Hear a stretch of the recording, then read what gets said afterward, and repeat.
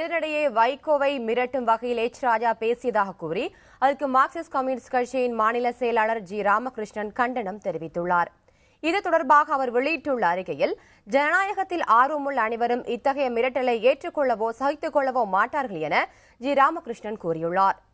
வைகோ எழுப்பும் பிரச்சினைகளுக்கு அரசியல் ரீதியாக பதிலளிக்காமல் மிரட்டல் விடுப்பது எதேச்சதிகாரத்தின் வெளிப்பாடு எனவும் ஜி ராமகிருஷ்ணன் தெரிவித்துள்ளார். கல்வித்துறையில் RSS வழிகாட்டுதல் படி மாற்றம் கொண்டுவரக்கூடாது என மதிமுக பொதுச் செயலாளர் வைகோ வலியுறுத்தியுள்ளார். இது தொடர்பாக அறிக்கை வெளியிட்டுள்ள அவர், ஹிந்தி மற்றும் சமஸ்கிருதத்தை கற்கும் வகையில் கல்விக் கொள்கையை மாற்ற RSSின் துணை அமைப்பான பாரதிய சிக்ஷான் மண்டல் மத்திய அரசுக்கு பரிந்துரைக்கப்பட்டிருப்பதாக குறிப்பிட்டுள்ளார். இந்துத்துவ கல்வியை மதம் சார்ந்து திணிப்பதும் சமஸ்கிருத மொழியை கற்பதை கட்டாயமாக்குவதும் RSS அமைப்பின் திட்டம் என விமர்சித்துள்ள வைகோ, இதனை நடைமுறைப்படுத்த நினைப்பது கண்டனத்துக்குரியது என தெரிவித்துள்ளார். எனவே தற்போதுள்ள கல்வி முறையில் மாற்றம் கொண்டு வருவதோ RSS அமைப்பின் திட்டத்தை செயல்படுத்த முயற்சிப்பதோ கூடாது என மத்திய மனிதவள மேம்பாட்டுத்துறை அமைச்சரை வைகோ வலியுறுத்தியுள்ளார்.